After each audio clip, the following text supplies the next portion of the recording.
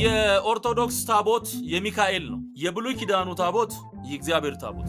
በሚካኤል ስም ታቦት ተቀረጸ ማለት የሚካኤል ታቦት ማለት አይደለም። በተክለ ሃይማኖት ስም ታቦት ተቀረጸ ማለት የተክለ ሃይማኖት ታቦት ማለት አይደለም። ምን ጊዜም ታቦት የእግዚአብሔር ብቻ እና ለምንድን ነው በነቢያት ስም፣ በሐዋርያት ስም፣ በቅዱሳኑ በመላእክት ስም ታቦት የሚቀረጸው ሲባል እግዚአብሔር ወዳጆቹን ያከበሩትን ማክበር ፈለገ። እግዚአብሔር ከፍ ከፍ ያደረጋቸውን መጠሪያ ስም ሰጣችሁ።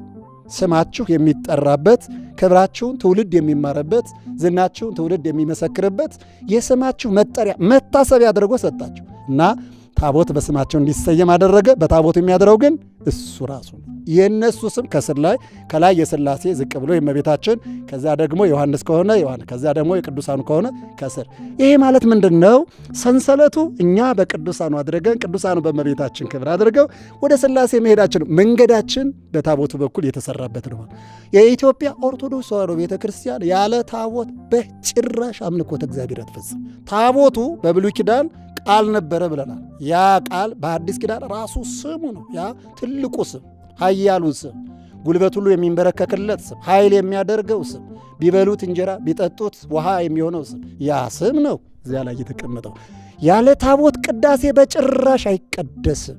ሥጋ ወልደ እግዚአብሔር ደመ ወልደ እግዚአብሔር የሚሰዋው በዚያ ስም ምንድን ነው? መሰዊያው ላይ ያደረው ማን ነው? እሱ። የሚሰዋው ማን ነው? እሱ። የሚሰዋው ሊቀ ካህናቱ ማን ነው? እሱ። ሁሉ ነገር የሚከናወነው በእሱና በእሱ ብቻ ነው። ዲያቆናቱ፣ ካህናቱ፣ ጳጳሳቱ ምንድን ናቸው? እንደ እጅ፣ እንደ እግር፣ እንደ አንደበት እንደዚህ ነው። የሐዋርያትን አፍ አፍ አድርጎ፣ የሐዋርያትን እግር እግር አድርጎ፣ የሐዋርያትን እጅ እጅ አድርጎ ዳሰሰን፣ ተናገረን፣ ወደኛ መጣለን እንደማለት ነው። እንደው ቅዳሴውን መጨረሻ ላይ ስሙት ዝም ብላችሁ። ዲያቆኑ ምንድን ነው? አርንኑ አርሴክሙ ሀበ እግዚአብሔር በእደ ገብሩ ካህን ከመ ይባርክሙ።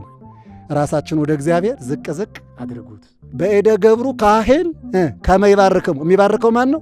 ሊቀ ካህናቱ ኢየሱስ ክርስቶስ። ግን በማን እጅ ነው? በካህኑ እጅ፣ በአባ ገሌ በመምሬ ገሌ እጅ። እግዚአብሔር ይባርካችሁ ይልና እሱ ደግሞ እግዚአብሔር ይፍታ። ካህን የሚፈታው ካህን የሚሰራ የለም።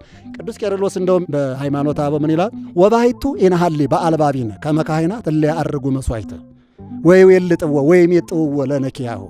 ካህናት ህብስቱን ሥጋ መለኮት ወይኑን ደመ መለኮት አድርገው አክብረው ለውጠው ለእኛ እንደሚሰጡን በልባችን አስበን አናውቅም፣ አናስብም።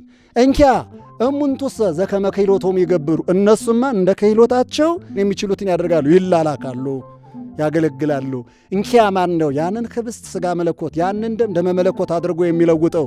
በዚያ በጸሎተ ሐሙስ ህብስቱን ሥጋ መለኮት ወይኑን ደመ መለኮት አድርጎ የለወጠው የቀደሰው ሊቀ ካህናቱ ውእቱ ኢየሱስ ክርስቶስ እሱ ራሱ